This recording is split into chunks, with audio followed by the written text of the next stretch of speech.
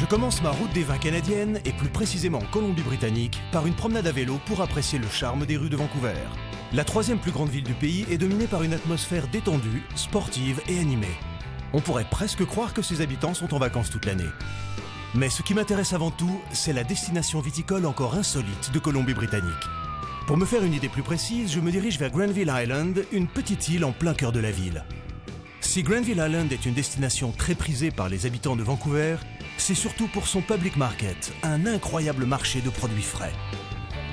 C'est là-bas que j'ai rendez-vous avec Barbara Philippe, la première femme de l'Ouest canadien à avoir obtenu le titre de Master of Wine, le plus haut niveau d'œnologie en Amérique du Nord. Barbara! François? François. Ah, enchanté. Content de vous rencontrer. Bienvenue. C'est un bel endroit. N'est-ce pas magnifique? Ouais, c'est plein de couleurs, de fleurs. C'est la fin du printemps. Ici, c'est la meilleure saison. On rentre? Oui, rentrons. Let's go see. OK. S'il vous plaît. Oh, Est-ce que c'est beau? C'est un de mes endroits préférés. C'est une super saison pour les légumes. Il y a des arrivages quotidiens et on trouve de tout. Tout brille, non? Oui, n'est-ce pas? C'est tellement varié et les couleurs sont incroyables. La richesse des produits qui couvrent les étals permet de se rendre compte du multiculturalisme de la ville. Produits thaï, indiens, chinois ou italiens, on trouve de tout.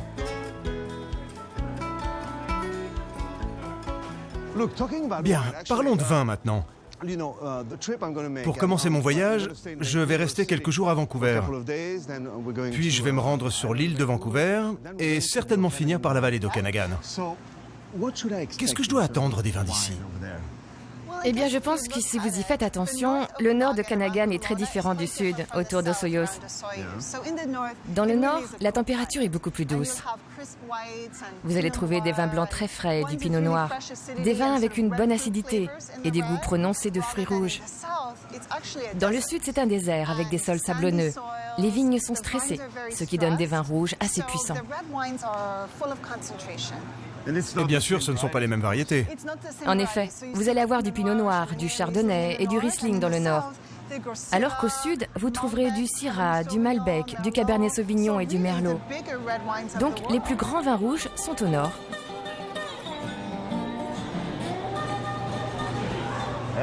Partout, les couleurs sont splendides. C'est vrai, toutes les couleurs sont représentées, je pense. Eh bien, Barbara, ce fut un plaisir. J'ai vraiment apprécié notre petit tour. On est déjà passé par là, non? Oui, je crois. Je pense qu'on a fait le tour. J'espère que vous avez apprécié la visite. Il y a juste une chose que je voulais vous demander avant que vous ne partiez. Si je voulais aller dans un bar à vin sympa ce soir à Vancouver, vous me conseilleriez quoi? Il y en a tellement de bons maintenant. Il y a un endroit qui est très bien, c'est Cork and Fin. Cork and Fin. C'est dans Gaston, un quartier plus ancien très sympa. Vous trouverez une très bonne sélection de vins canadiens et étrangers, et on y mange très bien. D'accord, Cork and Fin. Je dois demander quelqu'un en particulier? Demandez Francis. Oui, c'est un passionné de vin. Il s'y connaît merveilleusement bien. Je suis sûre qu'il prendra bien soin de vous. Parfait. Merci beaucoup, Barbara. C'était un plaisir. Et bonne chance pour votre émission, vos articles, vos dégustations de vin. Merci. Et vos voyages. Profitez bien du voyage. Merci.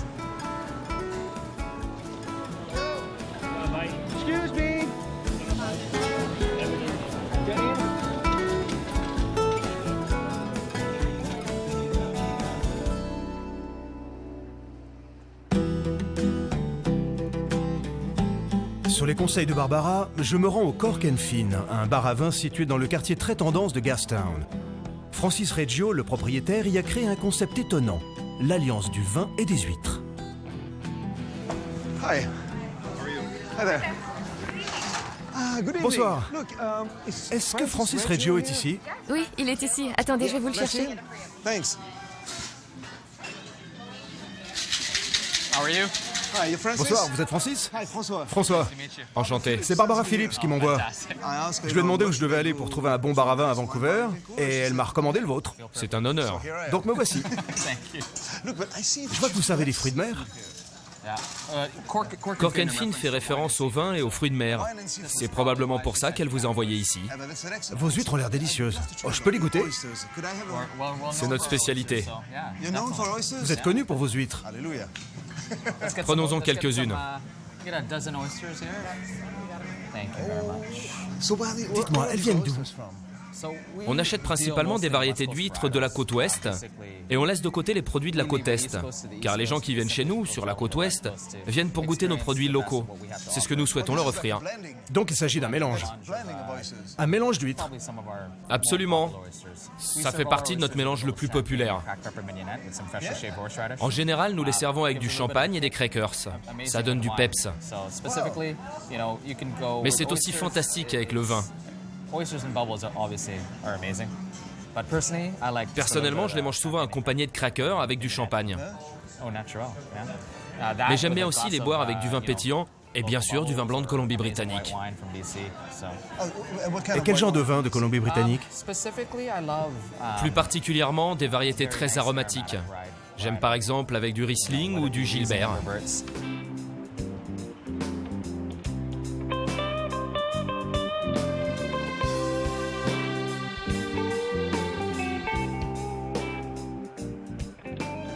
Dites-moi, au Canada, qui est amateur de vin? Quel est le consommateur typique de vin ici? Notre clientèle? Parce qu'a priori, c'est plutôt la culture de la bière, non? Vous savez, je pense qu'il y a encore quelques années, nous étions très orientés sur la bière et le whisky. Vous savez, le Canada est connu pour ses whiskies, notamment le Crown Royal ou le Rye, qui sont très réputés ici. Donc bien sûr, nous avons ce fort lien avec notre culture. Mais depuis quelques dizaines d'années, le vin s'est bien développé ici en Colombie-Britannique. Mais pas tant que ça. Il n'y a pas beaucoup de vignes. En fait, tous les ans, il y a une quantité assez importante de vignobles avec des variétés de raisins très différentes qui se créent en Colombie-Britannique. Vraiment? Oui, c'est incroyable. Barbara m'a dit qu'il y avait environ 200 vignobles en Colombie-Britannique. Oui, c'est vrai. Il y a maintenant plus de 200 vignobles ici. Mais il y a 30 ans, il y en avait que 2 ou quelque chose comme ça, non? Absolument. Vous savez, j'aime beaucoup votre restaurant, mais je dois y aller. Merci beaucoup, Francis. Je suis content que tu aies aimé. Barbara avait raison. À plus. Merci beaucoup.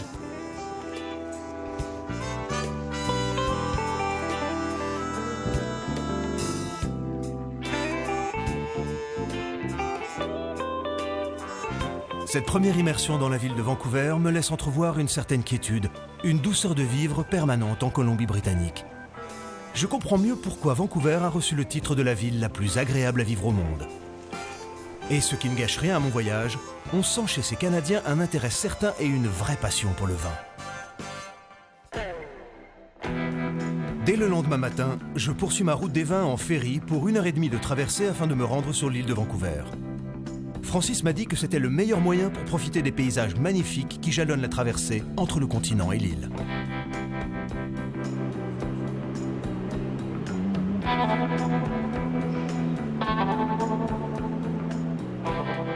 Ce nouveau voyage est un régal pour les yeux et je suis aux premières loges pour observer la nature. Avec ces 6000 îles de toute taille qui s'échelonnent tout autour de la grande île de Vancouver, la traversée devient tout simplement magique. À peine arrivés à quai, nous sommes submergés par le brouillard et la pluie. Sans perdre de temps, je prends la direction du district de Cowichan Valley où m'attend Andy Johnston, le propriétaire du domaine Avril Creek, dont le pinot noir est l'un des plus réputés de l'île de Vancouver.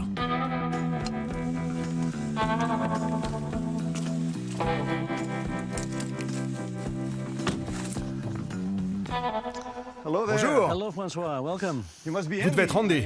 C'est moi. Ravi de vous rencontrer. C'est sympa de vous voir ici. Quel bel endroit. C'est un très bel endroit. C'est gentil d'être venu voir ce que nous faisons dans la vallée de Cowichan. La production viticole est très récente ici. C'est très surprenant. Parce que pour tout vous dire, en roulant depuis Victoria, j'ai eu du mal à croire qu'il y avait des vignes par ici.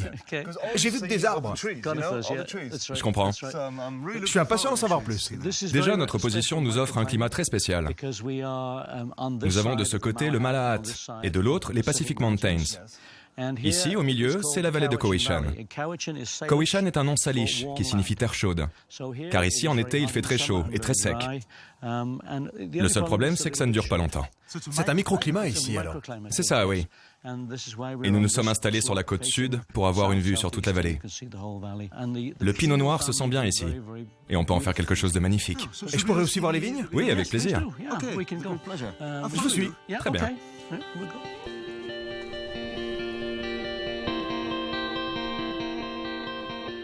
Et vous avez quelle variété ici avec ce climat si spécial? Nous avons 6 variétés principales. Du pinot gris, du pinot noir, du Gewürztraminer, du Maréchal Foch et du Cabernet Foch. Qu'est-ce que c'est? J'ai jamais entendu parler des deux derniers. Ce sont des variétés hybrides. C'est un croisement de Vitis labrusca et Vitis vinifera. Vitis labrusca qui est d'ici, d'Amérique. À la base, oui. À la base. C'est une grappe Concorde. Mais c'est un Français, M. Kuhlmann, qui créa ces 2 assemblages en Alsace en 1920. Je savais pas que ça existait. C'est pour cette raison que le vin s'appelle le Maréchal Foch, en hommage au maréchal de la Première Guerre mondiale. Et pourquoi il y a du plastique sur les vignes? Elles nous servent pour faire du très bon vin rouge. C'est pour récupérer le maximum de soleil sur les vignes. Vous enlevez les feuilles. Les feuilles se mettent vers le haut et retombent. Comme ça, elles sont plus simples à gérer. Vous pouvez voir la différence ici. Ces tentes ont été posées il y a 3 semaines. Les plants dans les tentes sont beaucoup plus gros et robustes que ceux qui n'en profitent pas. J'avais jamais vu ça avant. C'est normal, parce que personne d'autre n'est aussi fou. En arrivant, j'ai vu que vous aviez tendu des câbles au-dessus des vignes. Ils servent à quoi? Pour mettre des tentes? C'est pour éloigner les oiseaux. D'accord. En France, vous avez beaucoup de vignes et pas beaucoup d'oiseaux. Ici, je n'ai pas beaucoup de vignes, mais des millions d'oiseaux. Particulièrement en automne. Nous sommes sur la route de migration des robins américains. Ce sont de gros oiseaux très voraces. Si vous venez ici le matin, en octobre, vous verrez un oiseau sur chaque grappe. Il peut y avoir jusqu'à 2000 oiseaux sur le vignoble. Ça fait penser à un film d'Hitchcock. Oui, c'est ça. Ça doit faire peur, non? Vous n'avez pas idée. Et vous mettez des bâches? On met des filets. Des filets. C'est comme des filets de pêche. Nous en recouvrons toutes les vignes. Et ces choses noires que vous voyez ici, c'est pour les attacher. D'accord. L'été, on recouvre les filets de plastique noir pour empêcher le soleil de les abîmer. Après cette promenade dans les vignes, je me dirige avec Andy pour une dégustation. Si les oiseaux y ont droit une fois par an, pourquoi pas moi? Quand vous buvez du pinot noir, il faut avoir un verre pour pinot noir. Et ce verre est spécifiquement fait pour ça. C'est le verre typique pour le Bourgogne, non? Oui, en effet. Mais on les appelle des verres à pinot noir. Ceci, c'est un pinot noir de la Cowichan Valley, avec des goûts de cerises noires, de violettes, de fleurs. Ah ouais, on sent les fleurs. Oui, c'est ça. C'est un vin très floral. Et ensuite le cuir et le tabac qui se mélangent à ces arômes. Il s'en dégage une certaine harmonie. C'est très impressionnant. Le sous-bois aussi un peu. Et regardez cette couleur. Le rouge est foncé. Il faut qu'il soit très sombre, très profond. Une couleur violet sombre, pas rouge, d'accord? Si vous obtenez une couleur rouge ou orange, c'est qu'il fait trop chaud pour du pinot noir. Il faut une couleur sombre. C'est ça qui est bon. Et vraiment, on sent qu'il a de la personnalité. Complètement. Vraiment. C'est comme la vue que vous avez d'ici. C'est splendide. C'est unique. Vraiment unique. Je bois à tout ça. Voilà, je vous ai montré ce que nous faisons ici. Maintenant, pendant votre voyage, si vous avez un moment pour un pique-nique ou une pause, prenez la bouteille, vous la boirez en pensant à nous. Oh, mais ça c'est gentil. Merci, monsieur. Déguster un verre de vin dans cet environnement sauvage offre une saveur particulière. À la veille de quitter l'île pour poursuivre ma route des vins, je m'offre à quelques kilomètres du domaine d'Avril Creek un moment calme et paisible au bord du lac de Somenos.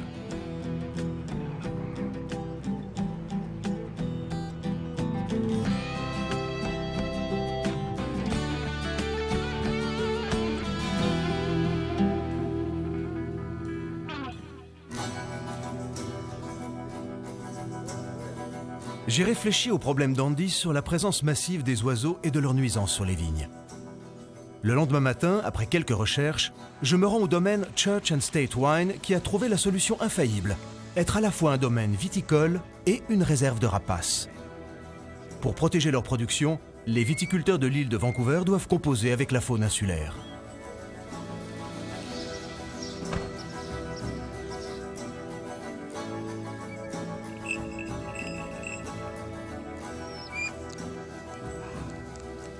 And there she is. Hey!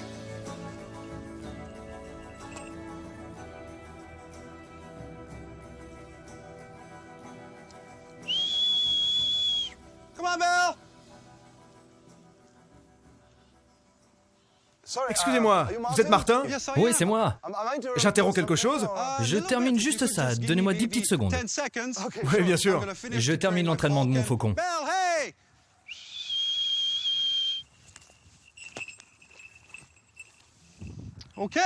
Voilà.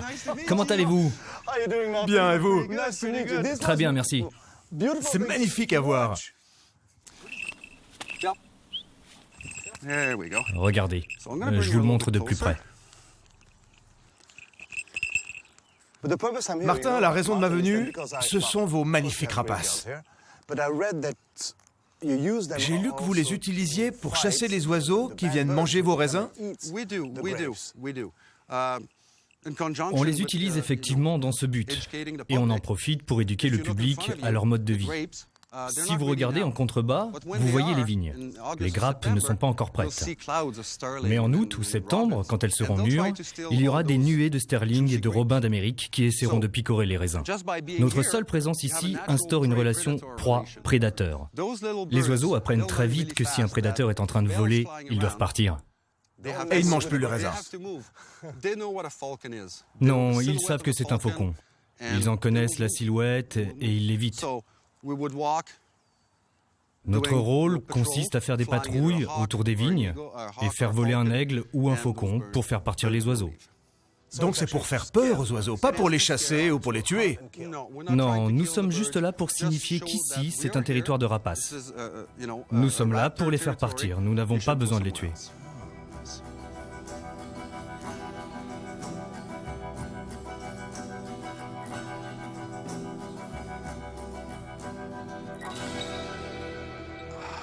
C'est extraordinaire, écoute. C'est tout léger en plus. C'est magnifique.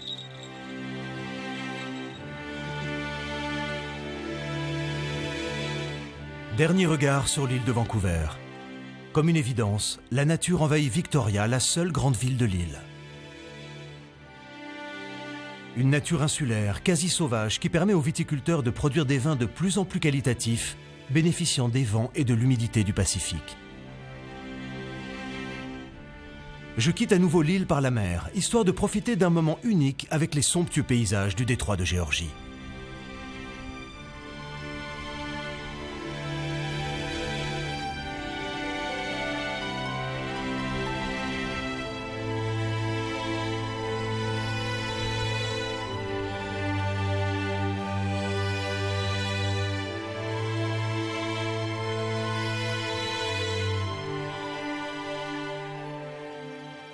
Avant de continuer mon périple, je décide de faire une dernière halte à Vancouver, et plus précisément sur Grouse Mountain, situé à quelques kilomètres du centre-ville. Ce matin, la douceur du climat est bien loin. J'ai même l'impression d'être en hiver. J'aurais pu prendre mon courage à deux mains et monter à pied, mais pour l'occasion, j'ai choisi de prendre le Super Skyride, un téléphérique qui, en 5 minutes, m'emmène à 1250 mètres d'altitude. Au sommet de Grouse Mountain trône le restaurant The Observatory, tenu par le chef Dino Gazzola, qui propose une cuisine raffinée, avec au menu des produits et des vins exclusivement canadiens. Je n'allais pas manquer cette occasion gastronomique. C'est dans une réserve d'ours que je dois retrouver Dino. Non content de nourrir une clientèle de privilégiés, dès qu'il en a l'occasion, il s'occupe du menu des ours de Grouse Mountain. Allez les petits, premier saumon de la saison. On y va. Oh, there it is.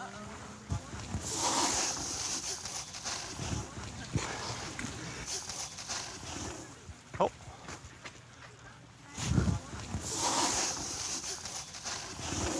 Hey, bonjour, vous devez être Dino. Oui, c'est moi. François. Bienvenue à Grouse Mountain. Il fait température d'ours ici. Oh oui. Vous êtes en train de donner à manger aux ours? Je leur donne du saumon extra frais. Vous voulez essayer de leur en donner? Bien sûr, un saumon par ours.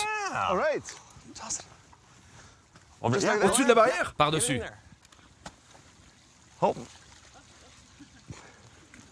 Allez les gars. Ils n'ont pas l'air d'avoir très faim, je me trompe? C'est leur premier saumon de l'année. Ils sortent de 4 semaines d'hibernation et depuis ils ont surtout mangé des carottes et des aliments faibles en nutriments. C'est leur première protéine. Regardez, il l'a senti, il va s'en approcher et commencer à s'en occuper. Et ils vont où pour les manger? Ils mangent où ils veulent. Il va aller là-bas, je pense. Ça y est, il l'a pris. Regardez, ce sont des animaux incroyables et magnifiques. Et ce sont les fameux saumons d'Alaska? Oui, ce sont des saumons d'Alaska, on leur donne ce qu'il y a de meilleur. Vous savez, Dino, les ours m'ont donné faim. Vous cuisinez pas que pour les ours quand même, non? Non, allons à la cuisine. On va pouvoir préparer quelque chose ensemble. J'adorerais.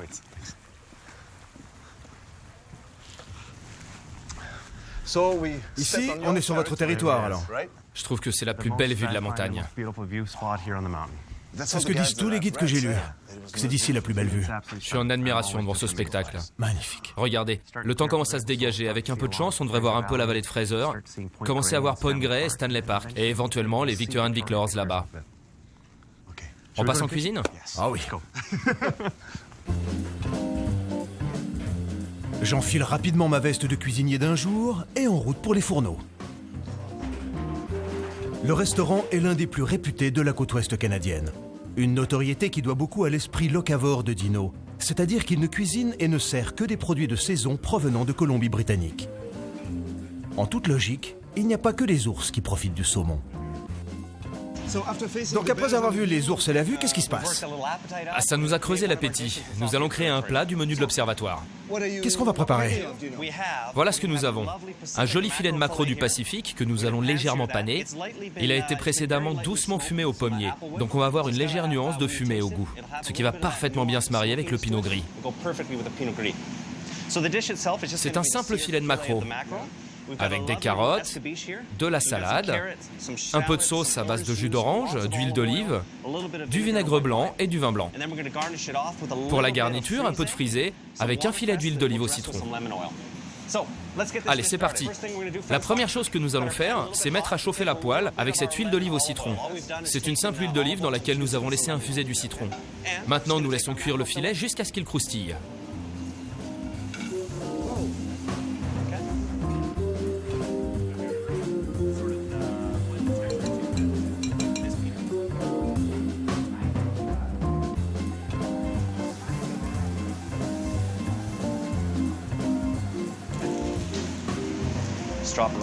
Voilà, parfait. On assaisonne avec un peu d'huile au citron, juste comme ça.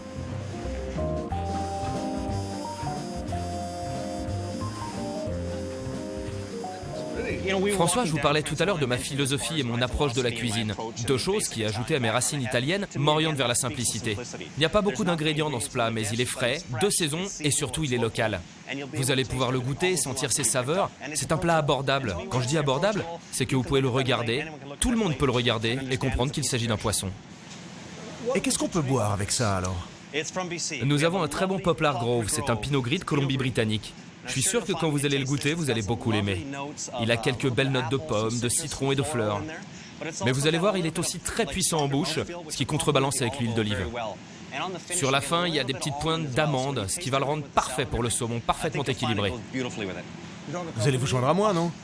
Si vous insistez. S'il vous plaît. Salut. Santé. Il est parfait. Il est très bien. Vraiment parfait. OK.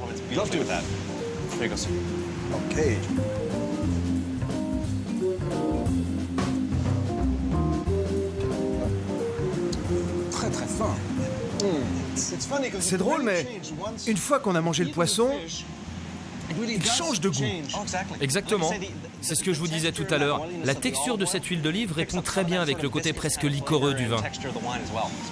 J'ai rencontré un chef un jour qui commençait toujours par imaginer le vin avant de construire son plat. Et vous faites ça aussi?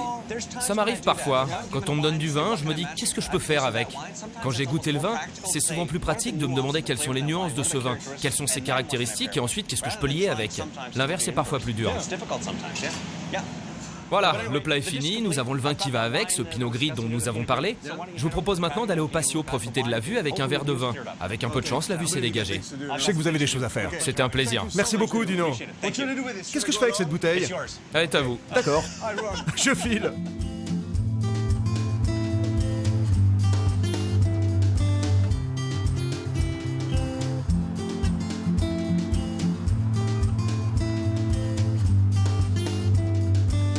Derniers instants à savourer la superbe vue depuis le sommet de Grouse Mountain. J'imagine à l'horizon la prochaine étape de ma route des vins, la région de Thompson Okanagan, à quelques 320 km à l'est de Vancouver. Grâce à son climat, cette région de rêve pour les viticulteurs donne vie à quelques-uns des plus grands vins canadiens. Je décide de débuter ma route des vins dans cette région par l'un des plus prestigieux domaines, le Cedar Creek au sud de Kelowna. Cela fait 25 ans que le sénateur Ross Fitzpatrick et son fils Gordon cultivent ce vignoble d'exception.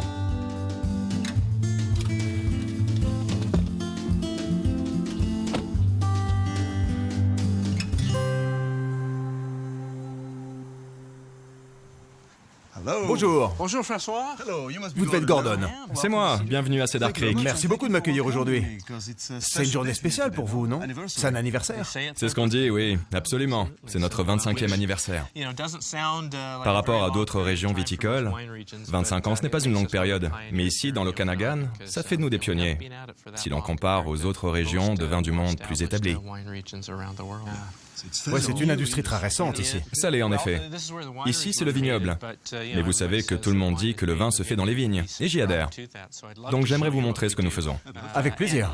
Vous savez quoi? Nous allons opérer un changement radical. Je ne connais pas d'autres régions viticoles au monde où on peut aller d'une vigne à l'autre en bateau. Ça vous tente? Bien sûr que ça me tente. On va aller à Greta pour préparer les bateaux. Puis nous irons voir les vignes. Ça me semble parfait. Allez, on y va, c'est parti.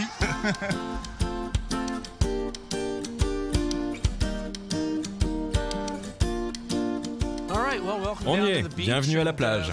François, ça me fait plaisir de vous présenter mon père, le sénateur Ross Fitzpatrick. C'est lui qui a tout construit, c'est sa vision. Il est originaire de la petite ville d'Olivier. Il a travaillé et bâti tout ceci. Et le voici qui nous attend, joyeux et fier. Enchanté. C'est un plaisir de vous rencontrer. Vous êtes le créateur de Cedar Creek. Le créateur, c'est ça. Allez, on y va.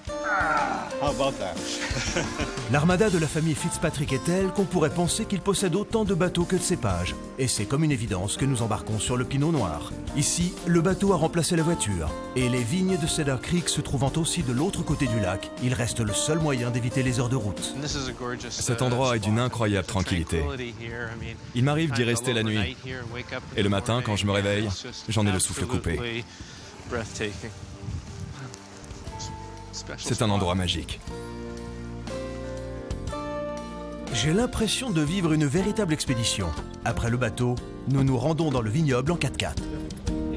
Cela me donne l'occasion de percevoir l'omniprésence d'une nature sauvage au pied du Greater Ranch, un vignoble de 25 hectares qui domine le lac Okanagan.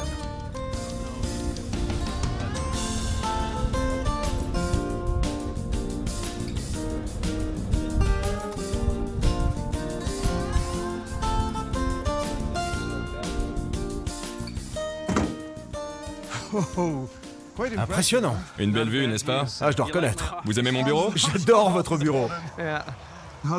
Quel âge ont ces vignes? Nous avons acheté la propriété en 94. Nous les avons plantées en 95 et 96, ce qui fait, si je ne me trompe pas, quelque chose comme 15 ans. Nous sommes ici sur du Pinot Noir. Mais vous avez d'autres cépages ici sur ces vignes? Du Pinot Noir. Quelques rangées plus bas, nous avons du Pinot Blanc. Sur la parcelle devant le magasin de vin, nous avons du Gewürztraminer. Et sur le terrain au nord, nous avons du Chardonnay. Il y a aussi un petit peu de Merlot. Ce sont les principaux cépages que nous avons ici à Greta. Vous avez ce cépage, le Vionnier? Tout à fait. Mais il est où? Sur cette propriété ou ailleurs? Le Vionnier est un cépage qui a besoin d'un peu plus de chaleur. Nous l'avons planté en bas, à Osoyoos. Nous organisons une fête ce soir, un barbecue. Si vous voulez bien vous joindre à nous, je vous y ferai goûter un peu de Vionnier. Merci pour l'invitation. Nous le travaillons seulement depuis 2 ans. Mais je pense qu'il a beaucoup de potentiel. Il se développe bien? Oui, il est très aromatique. Du coup, vous n'en avez pas besoin de beaucoup. Seulement 3 ou 4% suffisent à relever un vin. Parce que vous assemblez le Vionnier. Vous ne pouvez pas le faire seul. Nous avons fait les deux. Oui. Nous l'avons utilisé seul et l'avons aussi assemblé avec un peu de notre Syrah. D'accord. Il permet d'élever le nez. Il est très bien. Il adoucit aussi un peu le vin, non? Aujourd'hui, Cedar Creek fête ses 25 ans. Un si jeune anniversaire est presque déroutant quand on le compare à certains vignobles européens vieux de plusieurs siècles. Mais par le passé, les conditions climatiques, la prohibition et les contraintes commerciales furent autant d'obstacles à l'expansion de l'industrie viticole au Canada. Alors ce soir, c'est en famille et entre amis que les Fitzpatrick fêtent leur histoire et je suis ravi de participer à ce moment si important à leurs yeux. C'est formidable de voir tout le monde. Je crois d'ailleurs que cela se fera à nouveau l'année prochaine. Et j'espère que vous serez à nouveau tous là. Je vous remercie d'être avec nous. Santé.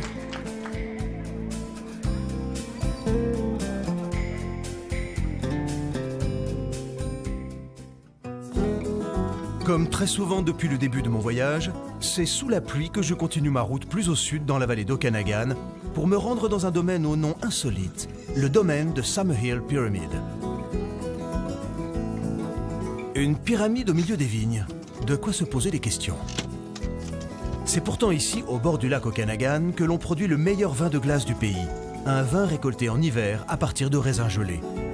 J'ai rendez-vous avec Steven Sipes, le propriétaire, une personnalité atypique dans le monde de la viticulture canadienne.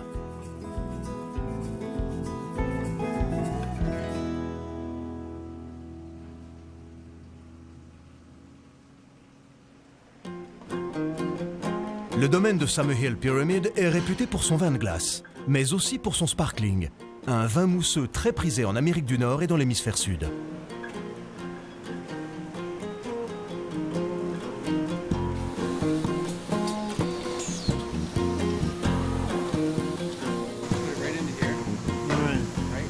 Bonjour messieurs, Steven Sipes est ici? Oui, c'est moi. C'est vous que je cherche? Je m'appelle François. Bonjour François. Ça fait plaisir de vous rencontrer, Steven.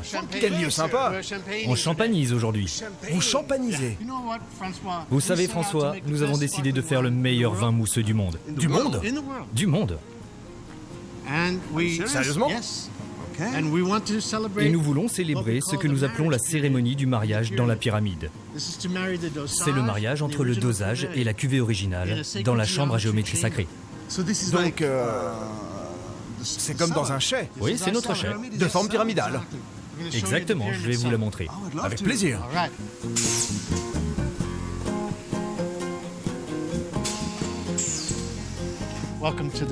Bienvenue à la pyramide Summerhill, conçue d'après la grande pyramide d'Égypte.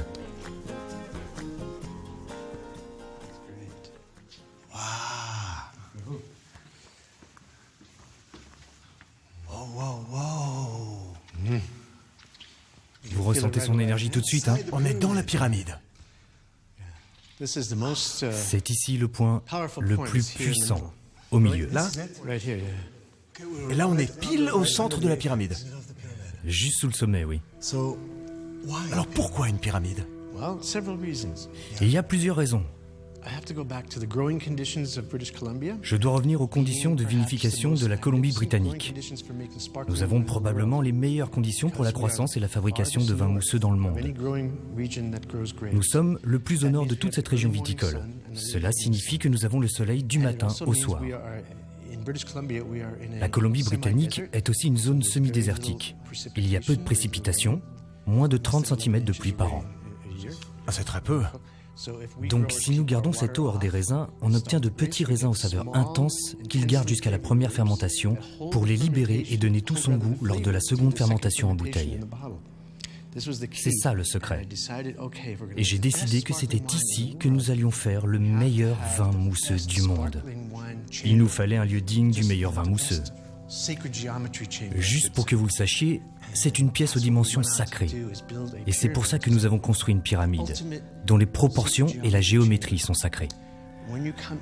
Quand vous entrez ici, vous pouvez ressentir l'énergie.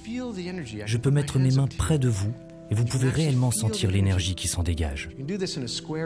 Nous pouvons le faire dans cette pièce ou à l'extérieur, mais vous sentez quelque chose? Oui, effectivement, maintenant que vous le dites. Vous le voyez? Vous sentez les picotements? Oui, comme de l'électricité.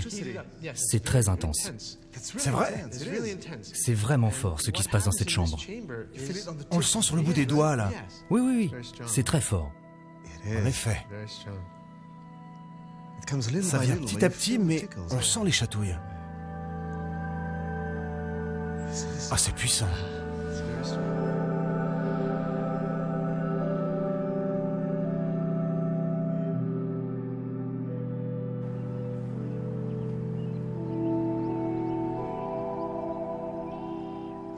Vous savez, Steven, je crois que je devrais construire une pyramide dans mon jardin.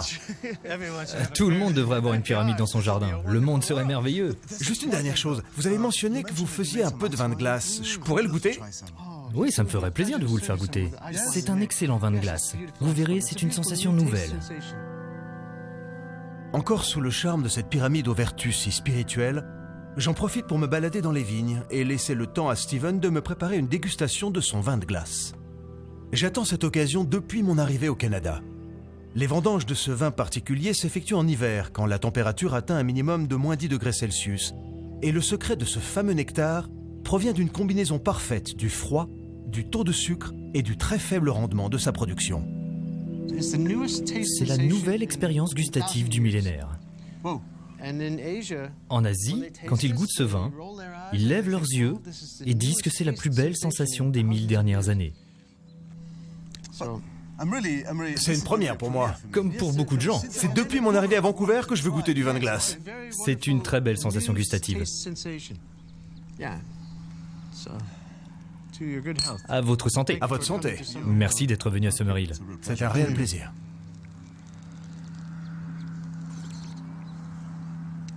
Oh, que c'est bon.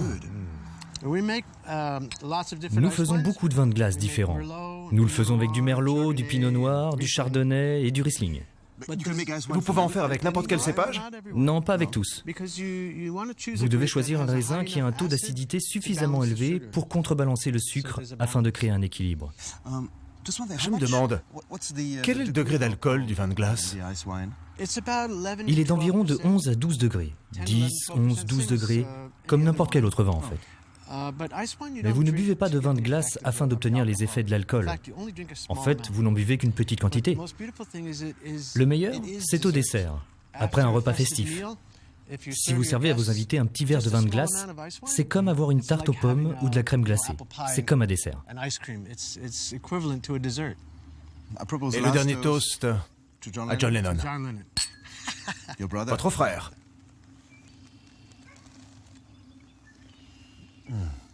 Délicieux.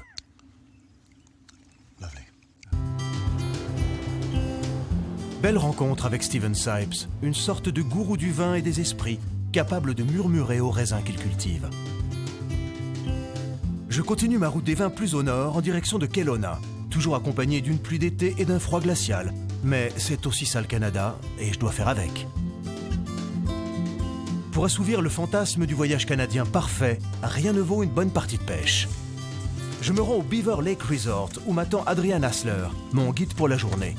Une journée que j'avais imaginée plus chaude et moins humide.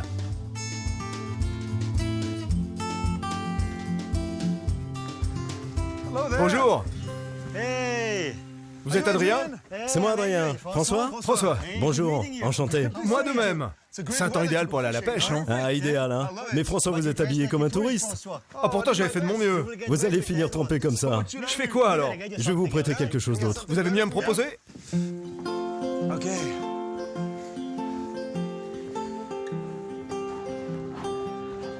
Je suis paré pour le gros temps là, non? C'est bien vrai. Vous allez rester bien au sec, pas de problème. François, voici votre canne à pêche pour la journée. Merci. Elle est très légère. C'est une canne à pêche à la mouche. Elles sont plus légères que les cannes à pêche classiques. Et vous êtes toujours au sec, hein? Tout à fait. Parfait. Que c'est beau ici. Ah oui, c'est agréable, hein. Plus le temps est froid et plus la pêche est bonne. Vraiment. Aujourd'hui, tout est réuni alors. Oui, le froid et ce temps sont des alliés pour les pêcheurs. Maintenant, c'est le bon moment pour commencer. Vous savez, je dois vous avouer quelque chose. Qu'est-ce que c'est? J'ai jamais pêché de ma vie. Vous n'avez jamais? Jamais. C'est incroyable.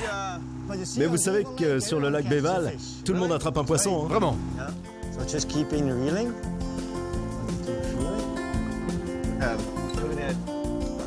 Regardez ça! Le voilà!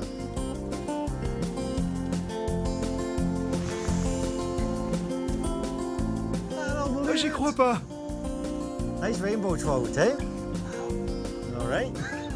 Je vais le remettre à l'eau. Hein. Merci beaucoup. Vous avez vu? Okay, that was going in. Right. All right. Super.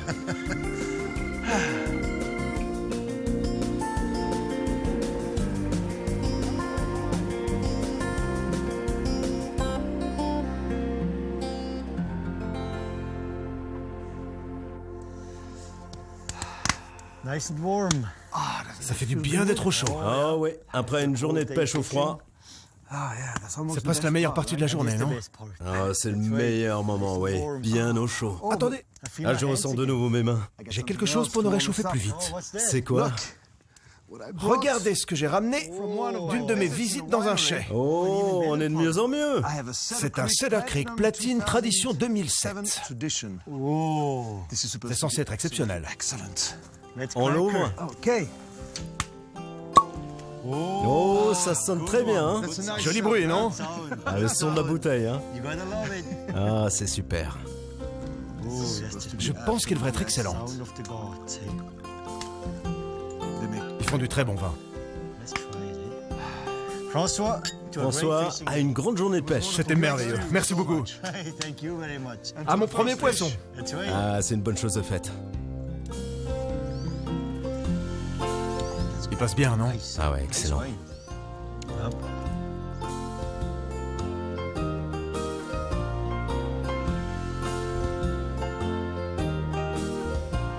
Ma route des vins canadiennes n'est pas encore terminée.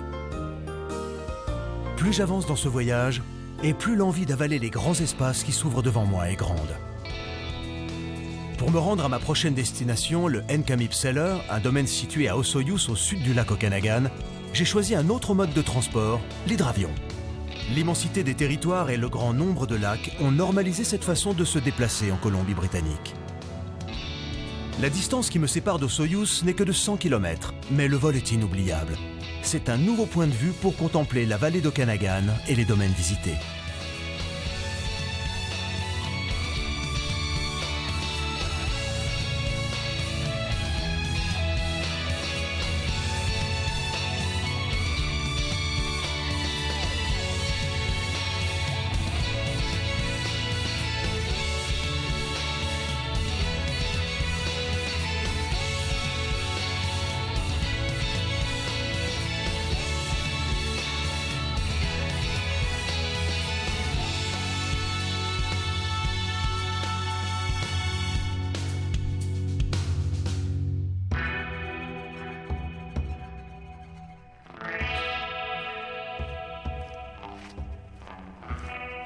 En arrivant sur Osoyoos, je prends très vite conscience de la fierté culturelle des Premières Nations qui habitent dans la région de l'Okanagan depuis des siècles. Le Nkamip Cellars est le premier domaine viticole en Amérique du Nord détenu et géré par des autochtones. J'ai rendez-vous dans les vignes avec Justin Hall, le seul vigneron de la tribu des Osoyoos et le premier vigneron amérindien d'Amérique du Nord. Bonjour. Excusez-moi, je cherche Justin. C'est moi, Justin Hall. Ah, bonjour.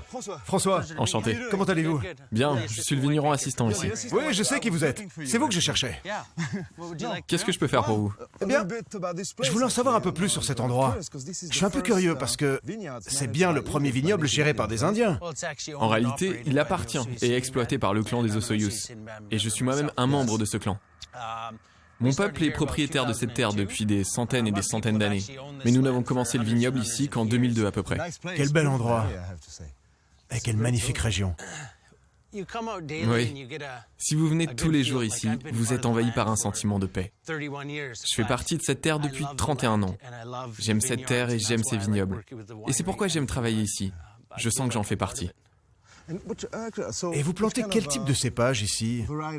Qu'est-ce que vous avez déjà planté? Nous avons du merlot sur ce domaine. Nous sommes dans une région très chaude, donc nous privilégions le merlot, le cabernet sauvignon, le cabernet franc et le syrah, parce qu'ils ont besoin de beaucoup de chaleur. Ici, on est dans le sud de la vallée de l'Okanagan, c'est ça? Donc il fait beaucoup plus chaud qu'à Kelowna, par exemple. Absolument. Quand vous voyagez vers le nord, vous allez perdre 1 ou 2 degrés toutes les 15 minutes. Osoyoos est de loin la région la plus chaude. Quand vous arrivez à Kelowna, Vous êtes passé dans la journée de 35-40 degrés ici à 30-35 là-bas. Il y a environ 5 degrés de moins. D'accord. Et c'est beaucoup, non? C'est important en effet. Dites-moi, Justin, quand je suis arrivé, j'ai vu beaucoup de panneaux qui prévenaient de la présence de serpents à sonnette. C'est vrai, il y en a beaucoup dans la région. On utilise des clôtures en zigzag pour les maintenir dans leur milieu désertique naturel. Les ouvriers n'aiment pas beaucoup quand les serpents la franchissent. Ah bah oui, je peux comprendre. Vous devez être prudent.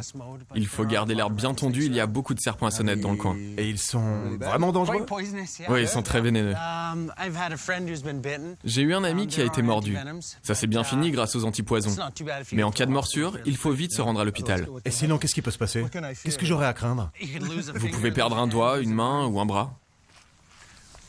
Justin, après cette petite promenade, vous pensez que je pourrais goûter un de vos vins?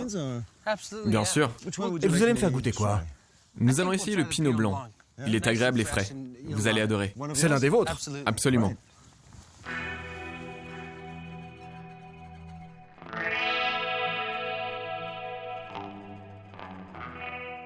Le premier que je vais vous faire goûter est le Pinot Blanc de 2010. C'est le premier vin que j'ai produit. Il est agréable avec un petit goût de fleurs. Vraiment agréable. C'est mon premier. C'est un beau bébé, félicitations. Maintenant, Justin, il y a juste une chose que je voudrais vous demander. J'ai lu des articles sur votre chef. Le chef Louis? Oui, il est le chef du clan Osoyoos. Il est au centre culturel en ce moment, si vous voulez le rencontrer. Vous pensez que je peux? Bien sûr. Ah, j'aimerais beaucoup. Je vais faire en sorte qu'il vous accueille. Formidable. Merci beaucoup.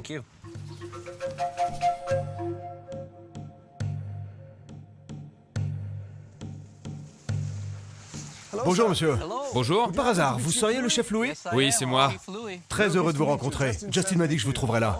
Ravi de vous rencontrer. Je m'appelle François, je fais la route des vins et je découvre tout le pays à travers le vin. Très bien. Et j'ai beaucoup entendu parler de vous. Vous voulez que je vous montre notre centre traditionnel, notre village et nos tipis? Si vous avez le temps, avec plaisir. On va aller voir le site. Je vous suis.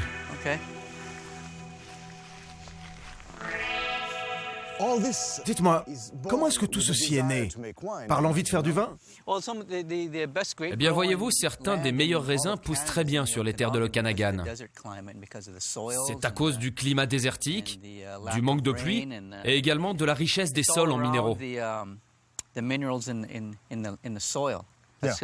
C'est pour ça que le Canada, particulièrement la vallée Okanagan, est la meilleure région pour cultiver la vigne. C'est le seul vignoble au monde comme ça? C'est le seul vignoble géré par des Indiens depuis 6 ou 7 ans. Vous avez rencontré Justin Hall? Oui. C'est le seul vigneron indien dans le monde. C'est très important pour nous. Voilà, nous sommes arrivés à l'espace culturel. J'aimerais vous faire partager une cérémonie. Bob, nous avons un invité d'Europe avec nous, un Français. Bob, François, heureux de vous rencontrer. C'est un plaisir. Nous aurons pensé faire une cérémonie avec notre invité. Et nous avons besoin de quelqu'un pour officier. Quel genre de cérémonie? Bob va vous expliquer. Une purification. Je vous propose de commencer par aller dans le tipi. Thank you.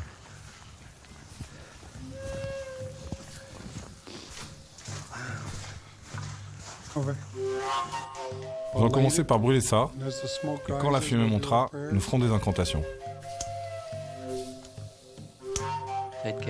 Attendez de le sentir.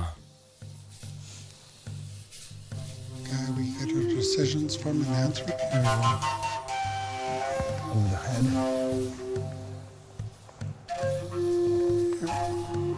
Turn around.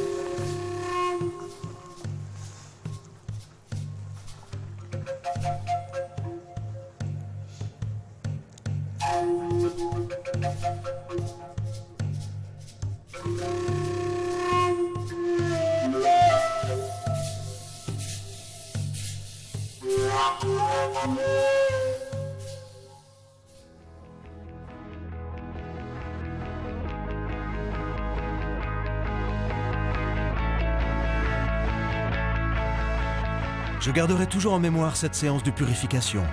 Une manière de remercier la terre pour sa fertilité et l'abondance de ses vignes dans une région à la beauté spectaculaire.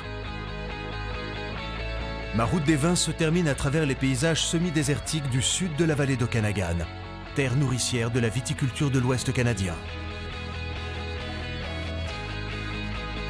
J'ai parcouru la Colombie-Britannique en voiture, par bateau, par hydravion. J'ai découvert une région riche de plus de 250 domaines, des paysages inoubliables, mais surtout, des hommes et des femmes passionnés par leurs vignobles et respectueux d'une nature à la diversité inouïe.